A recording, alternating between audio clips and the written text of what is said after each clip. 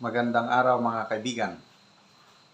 Medyo malungkot na topic ang pag-usapan natin ngayon. Tungkol ito kay Congressman Rodante Marcoleta. Pagkatapos niyang depensahan si VP Sara doon sa Kamara. Ito, sunod-sunod na ang parusa na kalbaryo na naigawad sa kanya. Una, tinanggalan siya ng pwesto bilang Vice Chairman ng Committee on Good Government and Public Accountability. Ito, nung natapos yung session sa Kamara kahapon, tinanggalan pa siya ng Vice Chairmanship at membership sa 4 na committees. Ito, pakinggan natin itong balita ng UNTV.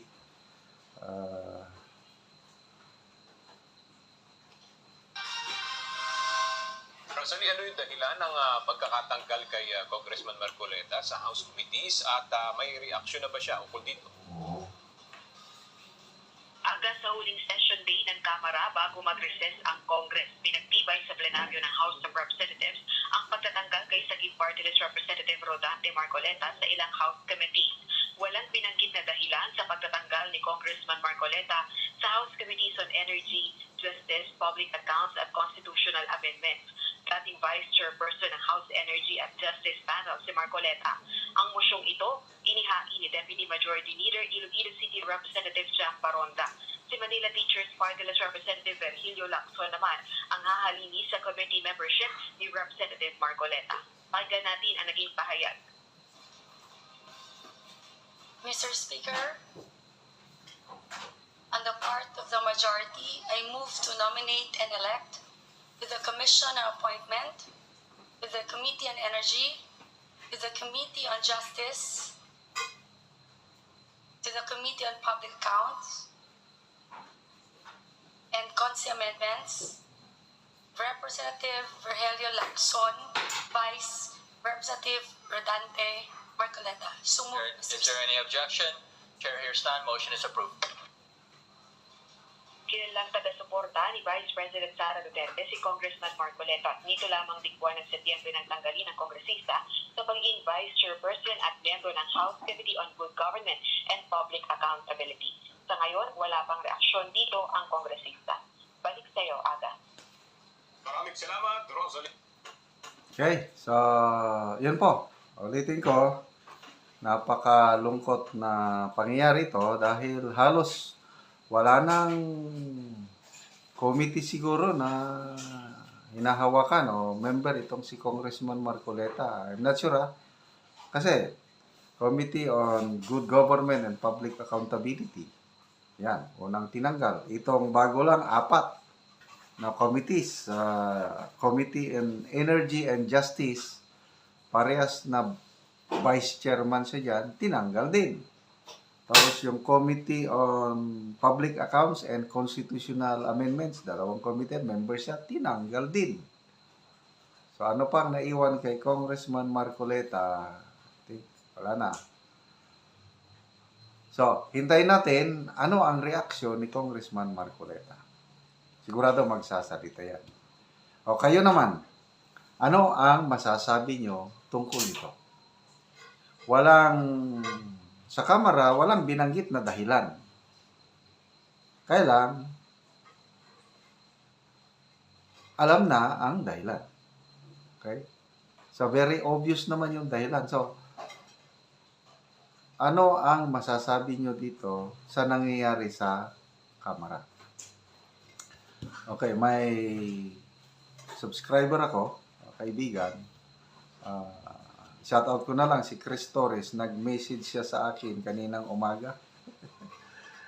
Tungkol ba sa nangyayari sa Kamara, pati na rin sa Senado. Sabi niya, General, na nakakalungkot na pangyayari. Basahin ko yung kanyang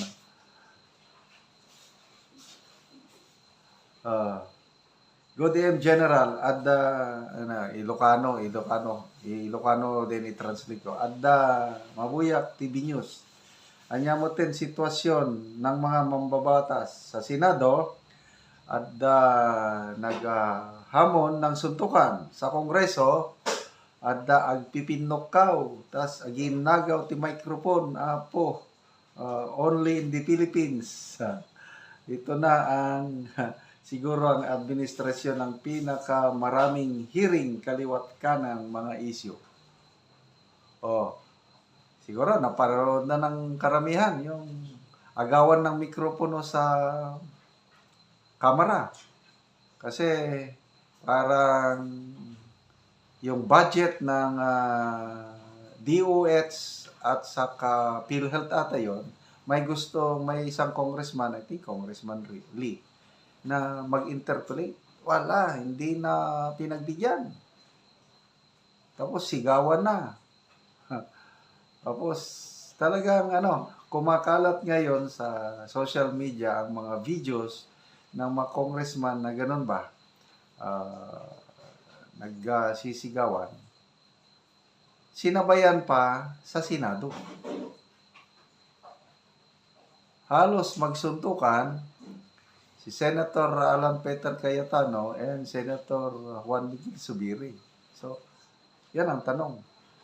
Ano na ang nangyayari sa ating bansa? Ano na lang ang kinabukasan natin kung ganito ang... So, balik tayo kay Congressman Marcoleta. Lagay ko, cool lang yan, tatanggapin niya, it's a reality. Siya sa Agos, ika nang sumalungat sa Agos. Ganyan talaga eh. So, expected na yan na mangyari kasi nga sa pagdepensa niya kay BP Sara. Kaya lang, ang taong bayan, hindi naman bobo ang taong bayan na nagmamasid. Later on, ganyan talaga, pag may prinsipyo kang tao, ipaglalaban mo kung ano yung pinaniniwalaan mong tama. At ito si Congressman Marcoleta, talagang tumindig siya sa kung saan ang tama na tulungan si BP Sara. At ito kanyang tanggal sa mga membership sa committees. Anyway, malapit naman matapos ang Kongreso. Kasi nag-break sila ngayon. I don't know kung kailan sila mag-resume. After that, filing na ng Certificate of Candidacy October 1. Yan na, filing na. And then, I don't know kailan ang campaign period. So, wala na. Busy na ang mga congressman, senator sa pangangalaga. Lalo na sa congressman. Kasi sa Senado, may maiiwan pa man lang doon. 12 lang ang kakandidato. So, busy na. Kaya, palagay ko, tingin ko kay Congressman Marcoleta, cool lang, tanggapin niya, so be it. At sana tatakbo ulit sa GIP party list. Huwag nating kalimutan na sa GIP party list. Baka dyan pa rin siya tatakbo as nominee ng sa GIP party list. Ikakampanya ko yan, sa GIP party list. Ulitin ko, yan na yung yung priority na party list na iboboto ko, plus ikampanya ko sa aking mga kaibigan. Kasi talagang saludo ako dito kay Congressman Marcoleta. Bukod sa matalino, maprinsipyo, tapos hindi pa bago-bago ang kanyang stand. Kung saan yung tama, doon siya. Yan ang one of a kind. So kung sino pa yung ganyan na nagtratrabaho ng gusto, matalino, abogado, siya pa ang natatanggalan ng pwesto. Only in the Philippines. So, sana maayos na itong mga gusot na ito, lalo na yung nakakalungkot, yung muntik magsuntukan si Senator Cayetano at Senator Juan Miguel Zubiri.